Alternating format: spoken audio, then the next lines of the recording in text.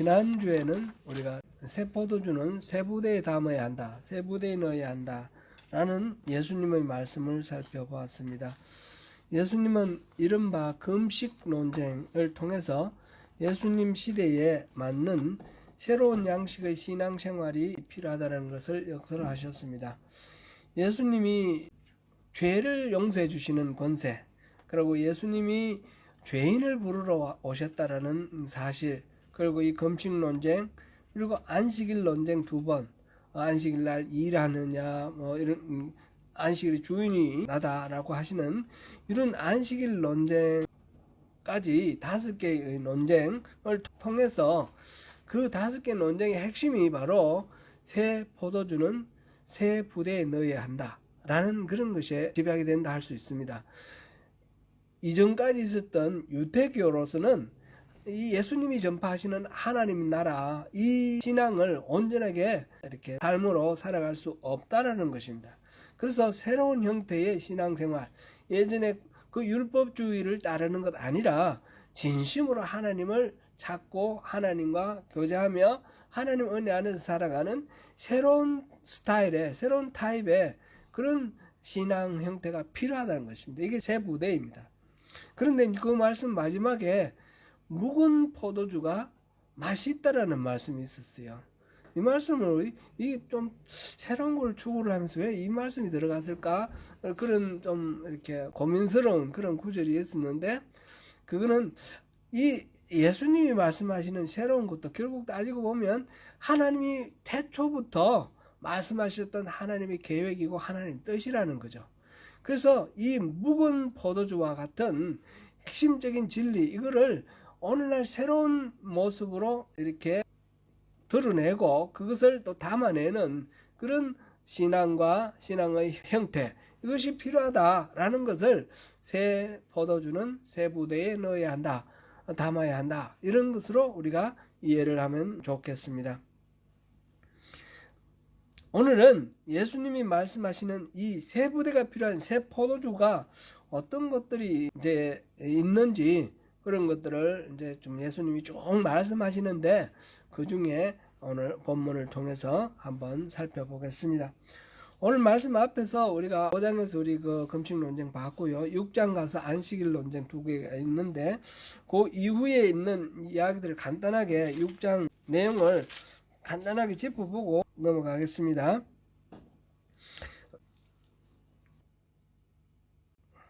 12절부터 6장 12절부터는 12사도를 선택하고 세우는 그런 광경이 나와 있고요. 본격적으로 예수님의 사역이, 공생의 사역이 이렇게 전개되어 가는 그런 하나의 중요한 포인트, 터닝 포인트다, 이렇게 볼 수도 있겠습니다. 그 다음에 이제 20절부터 나오는 이야기가 6장 끝까지가 이른바 이 제목이 평지수훈이라 그럽니다. 평지수훈 또는 평지설교. 이거는 마태복음 5장에서 7장까지를 우리가 뭐라고 그랬죠?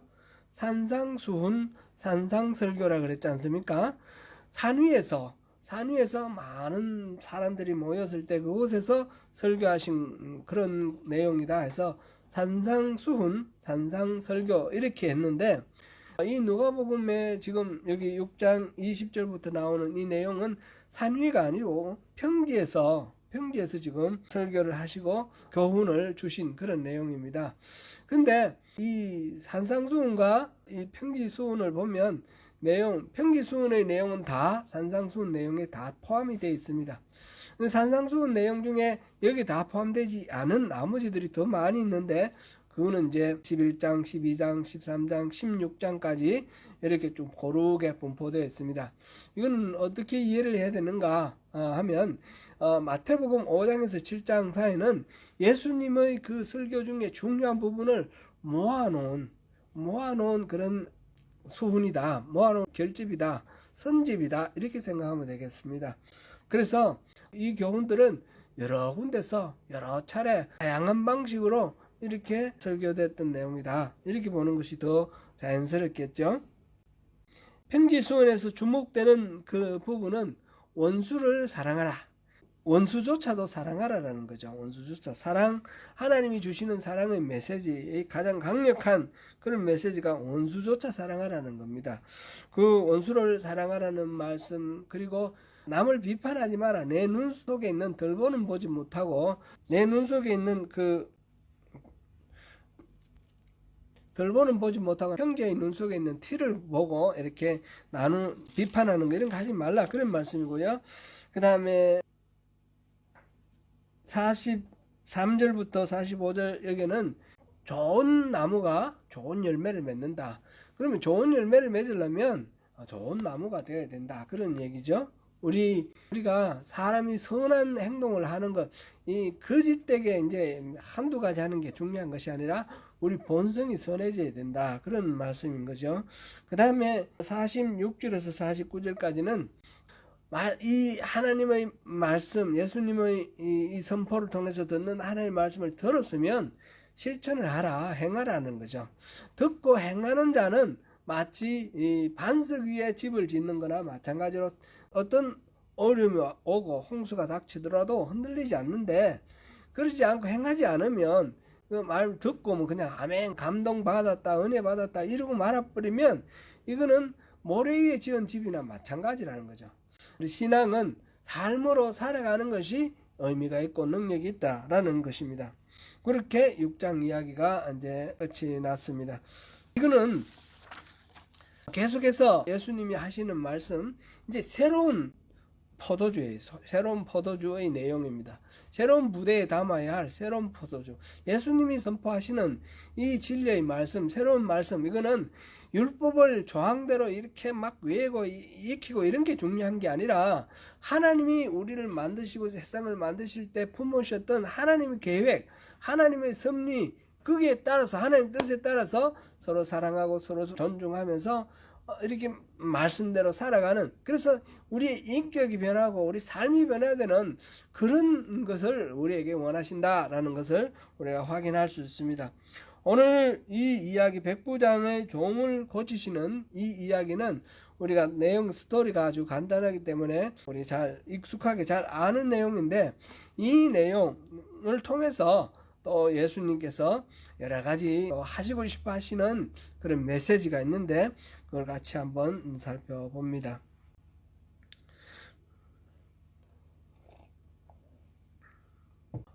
예수께서 로마 군대의 장교인 백부장의 종을 고쳐주신 기사입니다.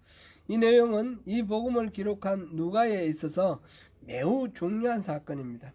이 사건은 마태복음에도 기록되어 있고 한데, 예수님의 복음 전파 사역이 이제 유대인 중심에서 이방인에게로 이렇게 전파되고 확산되어 가는 그런 중요한 또 이 변곡점이다, 이렇게 말씀 우리가 드릴 수 있겠습니다.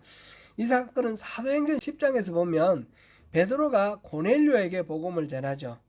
고넬료에게 복음을 전하고 이 사건이 나중에 바울이 이방인들에게 복음을 전하는 것 때문에 또 이렇게 예루살렘에서 공의회가 열리고 이방인들에게 복음 전할 때에 유대인처럼 할례를 받고 유대인화한 후에 전해야 되느냐, 아니면 그대로 복음을 전해도 되느냐, 이게 중요한 쟁점이 됐을 때 베드로가 내가 그때 그 고넬료 사건을 얘기하면서 보니까 성령이 임하시더라 라는 것을 고백을 하면서 이방인에게 꼭 할례를 받으라고 말할 필요가 없다라는 것을 이렇게 공식적으로 공의해서 결정을 하게 되는 그 중요한 계기가 되었죠.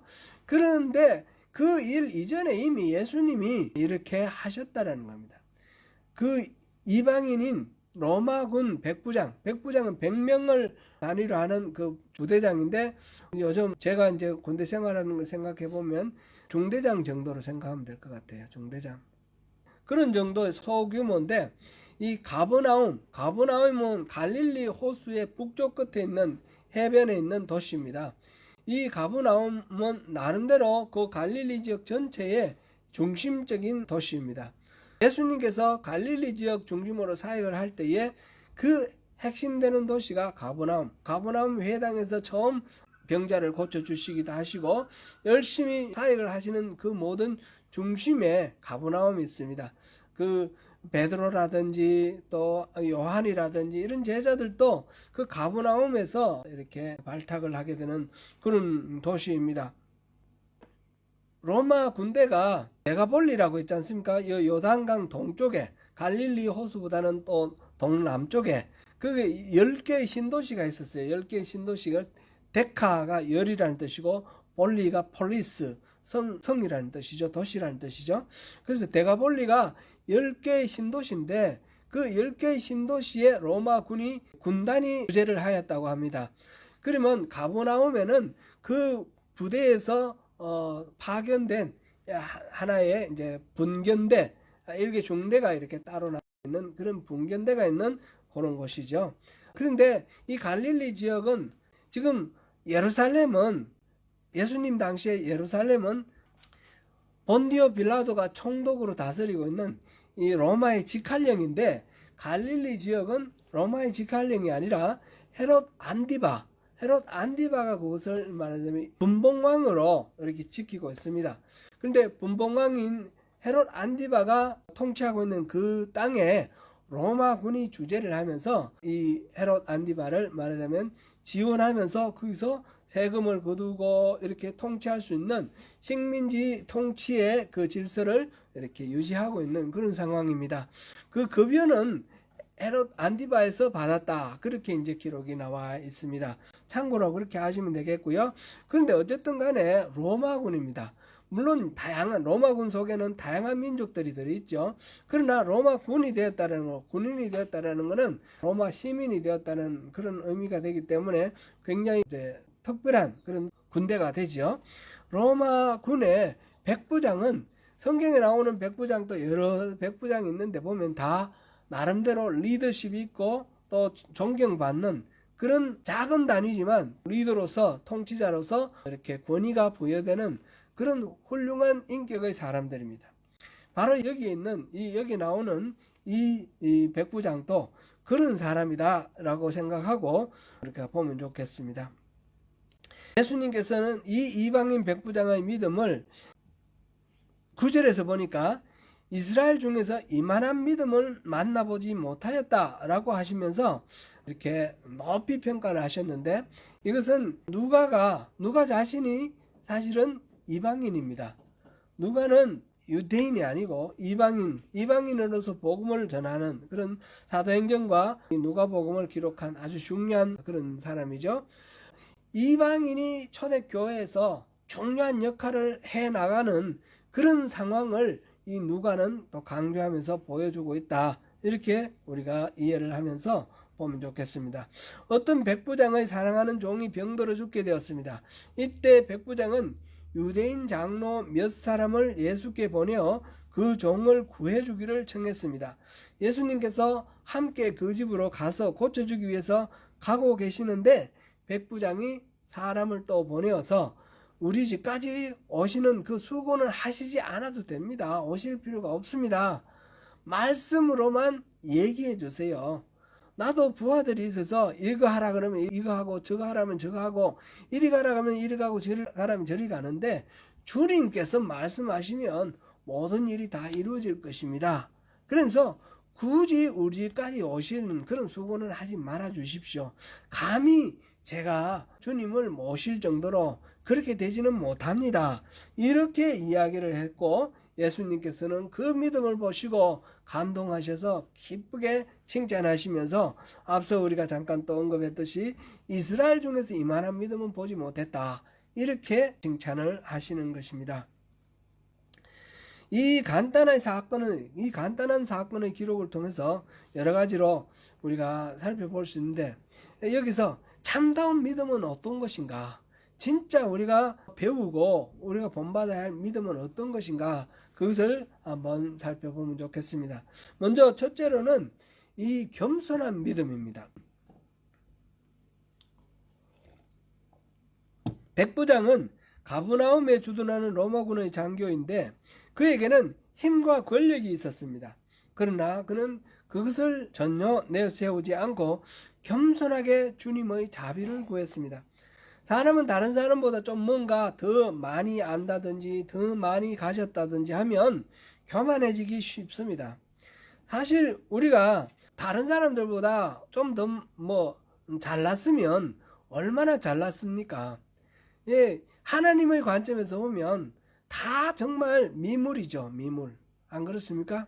우리가 여기 땅에서 보면, 지상에서 보면 1층짜리, 2층짜리 건물들이 높아 보이고, 시티에 있는 한 20층짜리 건물이 보면 까마득한 하늘 같지만, 우리가 비행기 타고 이렇게 보면 다 땅바닥에 붙어 있지 않습니까?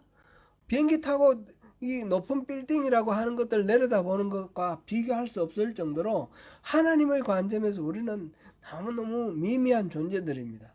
그런데 우리가 뭘 잘났다고 남들보다 더 이렇게 뽐내면서 그렇게 하겠습니까? 이것을 바로 교만이라 말할 수가 있겠습니다. 그런 상황임에도 불구하고 자기는 더 낫다, 더 많이 가졌다 이렇게 생각하는 것은 하나님 보시기에는 이거는 그냥 어리석은 정도가 아니라 이건 죄다 이렇게 하나님은 생각하십니다. 잠언 16장 18절에 보니까 교만은 패망의 선봉이다 그랬어요. 교만한 자는 그 교만 때문에 망하는 겁니다. 우리가 그리스도에 대한 믿음으로 산다고 말하는 것은 주님 앞에 겸손하게 살겠다는 고백입니다. 그러나 그러한 상황에서도 교만은 우리의 믿음을 유혹합니다. 신앙생활조차 다른 사람들과 비교를 하고 겨루고 그러면서 우월감을 가지고 또 이렇게 스스로를 높이는 그런 경향성이 있습니다. 믿음은 결코 자랑할 거리도 아니고 계급도 아니고 높고 낮음의 표시도 아닙니다. 먼저 믿었다고 높아지는 것도 아니고 성경 말씀 많이 안다고 주님이 또 더 많이 높게 평가하시는 것도 아닙니다. 주님은 말씀하셨습니다. 마태복음 19장 30절에서 먼저 된 자로서 나중되고 나중된 자로서 먼저 될 자가 많으니라. 먼저 믿고 나중 믿고가 중요한 것이 아니라 얼마나 진정으로 그 하나님의 말씀을 받아들이고 삶에서 자기 삶에 체화해서 그렇게 살아가느냐, 그것이 중요한 것이고, 그렇게 살아갈 때 그런 선한 나무가 될 때 선한 열매를 맺는 것이고, 하나님께서는 그것을 기뻐하시고 은혜로 충만하게 채워주실 것입니다. 백부장의 부탁을 듣고 예수님께 찾아온 유대인 장로들에 의하면 그 백부장은 유대인들을 위해서 평소에 아주 선을 많이 베풀었고 심지어 회당까지 지어줬다 그랬습니다. 유대인들의 삶을 이렇게 존중해주고 아껴주고 지배자로서 통치자로서 군림하는 것이 아니라 그 백성들의 입장에서 그들의 필요를 살펴주고 회당도 지어주고 이렇게 섬기는 그런 사람이었습니다. 그래서 심지어는 자기 종이 지금 아픈데 그 병든 종을 위해서 사람들을 보내서 예수님께 고쳐달라고 부탁하는 겁니다. 우리가 잘 아는 대로 그 당시 종은 말하자면 재산이죠. 소유물일 뿐이고 인격적으로 어떤 그런 존재가 아니었음에도 불구하고 종이 아픈데 그 종을 위해서 사람들을 보내는 그런 마음을 가졌습니다. 여기서 장로들을 보내는 것, 이것도 우리가 이제 이 사람이 권력이 있으니까 막 사람을 부리는 것으로 이렇게 오해할 수도 있는데, 그런 것보다는 예수님께, 자기는 유대인이니까 예수님께 나아가기가 좀 조심스러운 거죠. 그래서 부탁을 하는 겁니다. 장로들에게, 유대인 장로들에게 부탁해서 나를 위해서 이 일 좀 해주시오. 이 말하자면 철저하게 자기를 낮추고 겸손하게 모든 상황을 바라보고 또 하나님의 은혜를 구하는 것조차도 그런 자세로 이렇게 나아가고 있습니다. 이 장면에 대해서 마태복음에서는 이 백부장이 직접 예수를 만나는 것처럼 그렇게 기록되어 있습니다. 지금 누가복음에서는 장로를 보내는 거로 되어 있는데 어느 게 맞느냐? 이렇게 우리가 따져볼 수는 없고요. 이런 것들은 이제 문맥을 통해서 보면 장로를 보내서 이렇게 부탁해도 자기가 나가서 부탁한 거나 같이 이렇게 우리가 충분히 이해할 수 있는 그런 내용입니다. 그만큼 자기 스스로를, 이 누가가 지금 강조하는 부분은 자기 스스로를 내세우지 않고 또 겸손하게 장로에게 부탁을 하면서, 그러면서 자기 사랑하는 종을 또 위해서 헌신하고 섬기는 그런 백부장의 모습을 보여줍니다. 그를 위해서 예수님께 사람을 보낼 정도로 그 사랑의 진정성이 어려했습니다. 그럼에도 불구하고 자신은 예수님을 맞이할 자격이 없다라고 고백합니다. 우리는 여기서 인간에 대한 이중적인 이해가 중요함을 봅니다. 인간은 하나님의 입장에서 어떤 존재입니까? 하나님의 형상대로 지어진 존재입니다. 아주 고귀한 존재입니다. 저나 여러분 한 사람 한 사람 다 하나님의 형상대로 지어진 고귀한 존재이므로 우리는 서로를 그렇게 존귀하게 여겨야 됩니다. 그러나 동시에 우리는 심판받아 마땅한 죄인입니다. 우리는 하나님 그 은혜를 등지고 제 갈 길로 떠난 양과 같은 그런 존재입니다. 용서를 구할 자격이 없습니다. 그래서 감히 우리가 하나님 앞에 나는 사랑받을 자격이 있습니다 이렇게 말할 수가 없는, 하나님이 죄에 대해서는 절대로 죄는 타협하지 않습니다. 죄에 대해서는 죄값을 받습니다. 죄는 반드시 심판받습니다. 그래서 나는 심판받아 마땅한 존재입니다.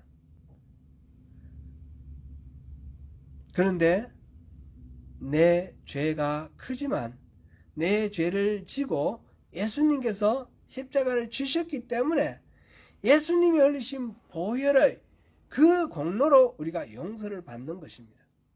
내가 잘나서 내가 고귀한 존재라서 하나님께 용서를 받는 것이 아니라 나는 죽어 마땅한 존재이지만 예수님의 그 고귀한 그 피의 값으로 우리가 용서를 받는 것입니다.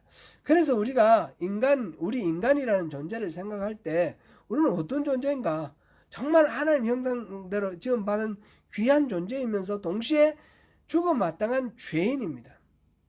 내가 죄인이라는 것을 고백하고 회개하고 내 자리를 정확하게 인식할 때에, 그리고 십자가 보혈의 은혜를 의지할 때에 하나님은 나를 고귀한 존재로 다시 용납하고 나에게 은혜를 베풀어 주시는 겁니다.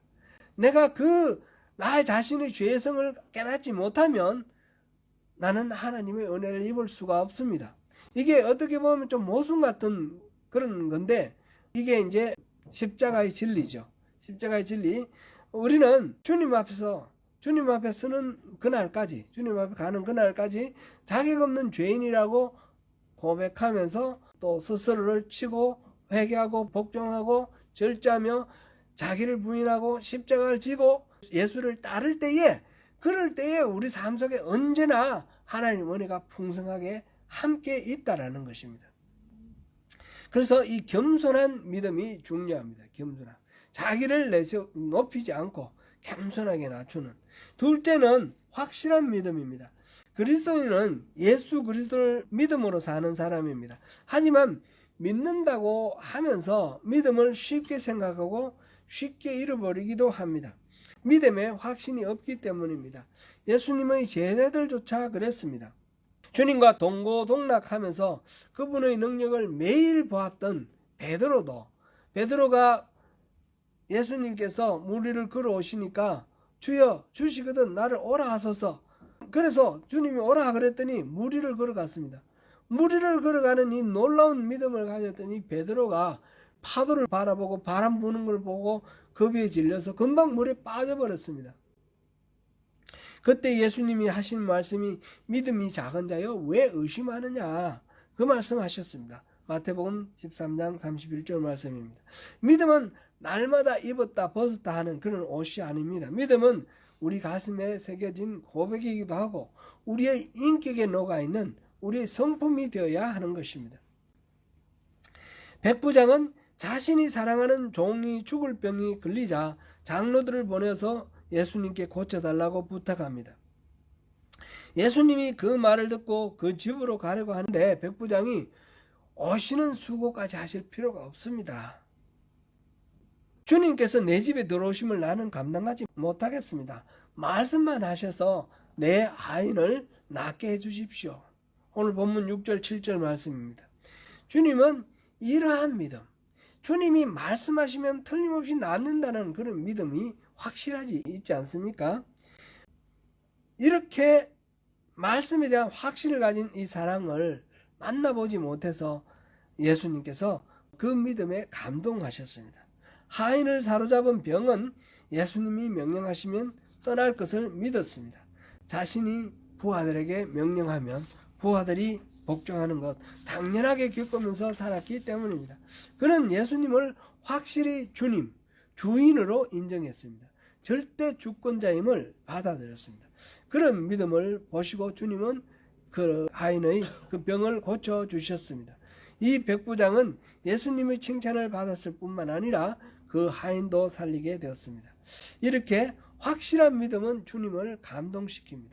우리의 믿음, 어떤 믿음이 되어야 되겠습니까? 이렇게 우리 예수님은, 우리 주님은, 하나님은 무에서 유를 창조하시고 모든 것들을 가능하게 하시는 분 아닙니까?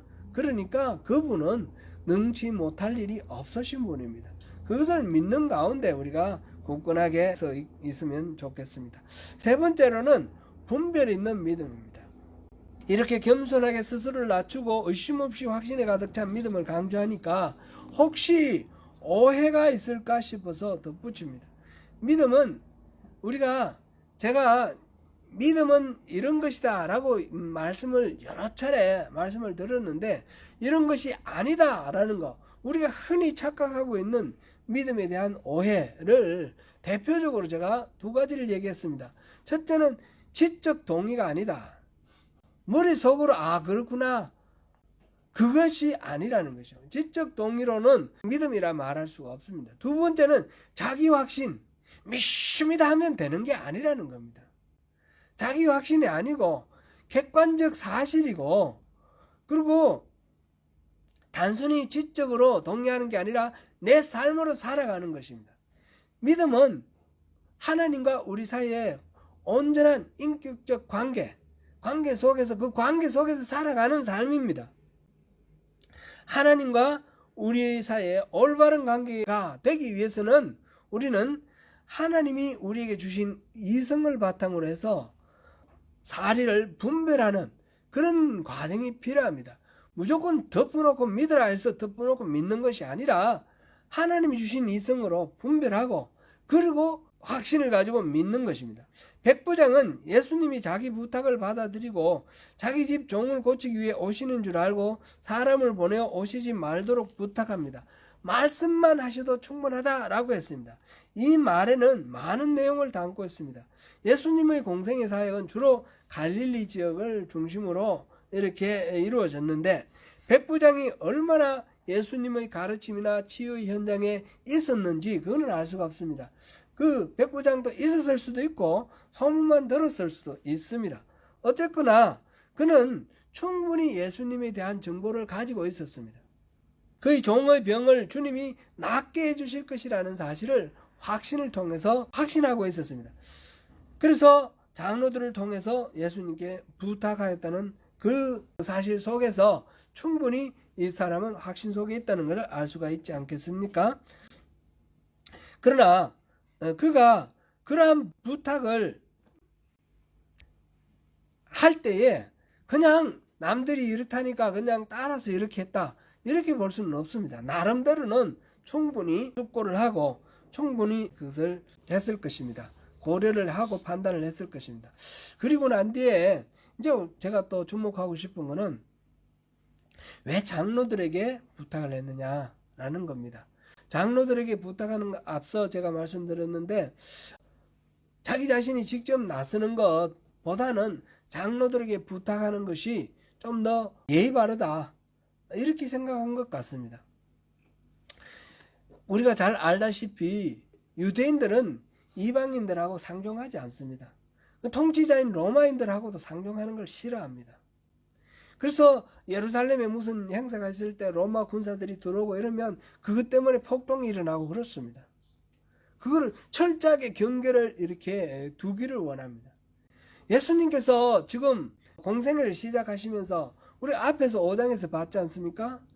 그 레위라는 세리를 예수님께서 부르시고 그 다음에 레위의 집에서 잔치를 베풀었는데 그곳에 예수님이 참석하셨어요. 그리고 함께 잔치를 하였는데 이 바리새인들과 이 서기관들 이런 사람들이 시비를 겁니다. 왜 레위 저 사람은 셀인데 셀이 죄인과 같이 더불어서 잔치하냐. 그래서 예수님은 나는 죄인을 부르러 왔다. 의인을 부르러 온 것이 아니라 죄인을 부르러 왔다. 이렇게 말씀하셨어요. 그것으로 인해서 바리새인과 이 서기관들, 제사장들, 종교적 기득권자들과 예수님은 충돌을 하는 겁니다. 그럼 안식일 논쟁에서도 그렇지 않습니까? 안식일 논쟁에서도 예수님의 제자들이 밀밭 지나가다가 이렇게 이삭을 따먹은 걸 가지고 왜 안식일날 일을 하냐? 그런 시비를 걸고 예수님은 안식일날의 주인은 나다라고 말씀하셔요. 이렇게 이런 일을 통해서 이 종교 기득권자들과 예수님과의 충돌이 심하게 점점 이렇게 정복되어 갑니다. 예수님은 그 이전에 이 굳어져 있는 이 타성에 젖어 있는 율법주의적인 신앙으로는 하나님을 만나지 못한다는 걸 백성들에게 지금 말씀하고 계시는데 그 종교적인 이 체제 속에 있던 사람들은 그거를 예수님 건드리는 예수님을 용납하기 어려운 겁니다. 이럴 때에 이방인의 집 백부장의 집에 예수님이 가게 되면 틀림없이 이 갈등은 더 정복될 겁니다. 백부장은 여기에 설명이 나와 있는 건 아니지만 이 상황을 보면 백부장은 그걸 고려한 것 같습니다.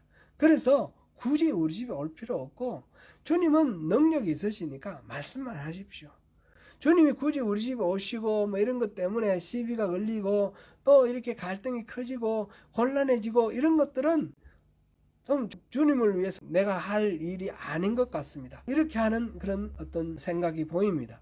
백부장은 말하자면 자기의 믿음을 살아감에 있어서 아주 깊이 있게 생각을 하고 고려를 하고 배려를 하는 분별 있는 사람입니다.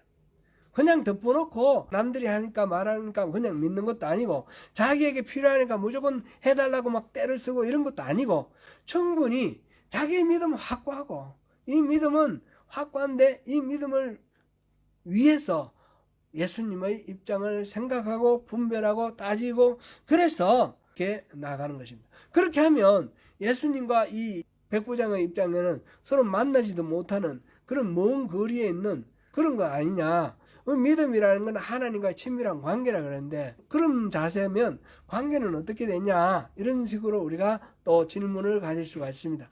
그런데 신앙을 우리가 말씀드릴 때 항상 제가 강조했던 것은 하나님과 우리의 친밀함과 동시에 이 친밀함과 동시에 있어야 되는 꼭 필요한 요소가 뭐라고 했습니까? 경외함. 친밀함과 경외함. 친밀함은 가까이 하는 것이고 경외함은 좀 거리를 두는 겁니다. 거리를. 손자가 할아버지 수염을 잡아 흔드는 건 친밀함이지만 어릴 때는 그래도 괜찮습니다. 할아버지가 좋아하시지만 그러나 성숙되어 가면서도 그렇게 하면 친밀한 게 깨어지는 거죠. 공경하는 마음이 있어야 됩니다. 어릴 때 친구로 자란 왕과 신하가 어릴 때 친구였으니까 야 그러면 되겠습니까? 아닙니다. 왕에게는 철저하게 왕으로 대접을 해야 되는 것이고 그렇게 함으로써 더욱 친밀함이 깨어지지 않는 것이죠. 하나님과 우리는 더 이상 말할 필요 없을 정도로 이 친밀함을 위해서는 반드시 경외함이 필요하다는 겁니다. 이 백부장의 이 믿음에서 우리가 그것을 볼 수도 있는 것입니다. 예수님은 낡은 틀을 깨고 나아가시며 주저함이 없으시지만 이 백부장으로서는 예수님께 곤란을 끼치지 않는 그런 배려의 마음이 있었습니다. 이것이 예수님과의 친밀한 인격적 관계를 가로막는 거리감이 되지 않고 오히려 더 예수님을 배려하고 아끼고 사랑하는 그런 표현이 되는 것입니다. 예수님은 이 백부장의 배려 있는 믿음을 기쁘게 받으셨고 그 믿음을 크게 칭찬하셨습니다. 믿음은 절대로 무대뽀로 우기는 것이 아닙니다. 믿음은 깊은 성찰을 동반한 분별이 있어야 합니다. 오늘날 우리 조국 교회를 생각해 보면 무지막지한 신앙의 모습으로 예수님이 모욕을 당하고 있다라는 그런 느낌이 듭니다. 새 포도주는 새 부대에 담아야 한다는 이 주님의 말씀이 더욱 새롭게 느껴집니다. 시대에 맞지 않는 구태의연한 믿음이 조국을 위기에 몰아넣고 조국의 교회를 낭떠러지로 밀어뜨리고 있다라는 그런 생각입니다. 우리의 신앙의 기본 정신은 하나님의 형상대로 지어진 인간과 생명에 대한 존중 그리고 사랑입니다. 하나님이 우리에게 구하시는 것이 무엇입니까? 미가서 6장 6절에서 8절 우리 다시 한번 같이 읽어보겠습니다.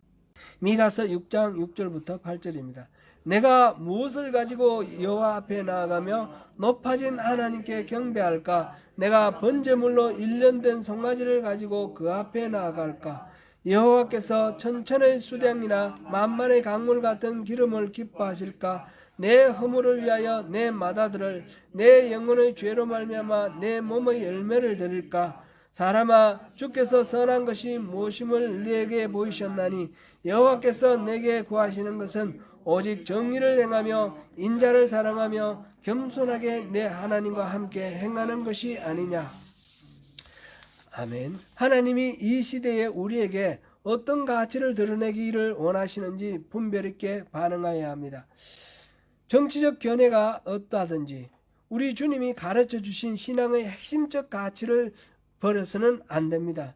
조국의 민주적 헌정 질서의 파괴와 수많은 희생자를 낳을 뻔했던 어리석은 통치자의 그 계엄을 옹호하고 그의 복귀를 바라며 탄핵을 반대하는 그런 집회를 하는 데에 교회와 기독교가 앞장서고 있다는 사실은 너무나 마음 아픈 일입니다. 그것은 정의와 인애를 저버리는 것이며 인간의 자유와 존엄을 말살하는 정의와 인애를 저버리는 것입니다. 그리고 또 그 집회 현장에 보니까 빨갱이는 죽여도 좋다 이런 걸 이렇게 크게 해가지고 캐치플레이즈를 해서 내세운 것을 봤습니다. 인간의 자유와 존엄을 말살하는 공산주의에 반대한다는 명목으로 공산주의와 똑같은 독재를 미화하고 폭력을 조장하는 그런 주장을 하는 것은 너무나 어불성설이고 자가당착이 아닐 수 없습니다. 우리 조국을 위해서 기도해야 합니다. 특별히 조국의 교회를 위해서 기도를 해야 됩니다. 죄를 덮어쓰고 옷을 찢고 기도해야 합니다. 우리 조국의 교회는 어쩌면 망했다라는 절망적인 그런 평가를 할 만큼 너무너무 잘못되어 있습니다. 우리 조국을 위해서 더 많이 기도하시고 더 많이 우리가 어떻게 여기서는 할 수 있는 일이 없습니다. 우리는 여기서 투표를 하는 것도 아니고 사랑하는 성도 여러분, 하루가 다르게 변화되어가는 환경 속에서 시대를 초월하는 믿음을 가지고 새 시대에 맞는 새 포도주를 담을 새 부대를 준비하며 겸손한 믿음, 확실한 믿음, 분별 있는 믿음으로 승리하시는 저와 여러분이 되시기를 축원합니다. 기도하겠습니다. 은혜로우신 하나님, 오늘 또 불러주시고 또 말씀으로 우리를 깨닫게 하여 주시니 감사합니다. 백부장의 그 믿음같이 순전한 믿음으로 주님의 주권을 온전히 인정하는 가운데 그렇게 우리가 삶으로 믿음을 실천하며 살아갈 수 있도록 주님 우리를 지켜주시옵소서. 믿음이 반지성적이고 반문명적으로 그렇게 흘러가지 아니하도록 참으로 분별이 있는 그런 신앙으로 우리 굳건하게 설 수 있도록 우리를 지켜주십시오.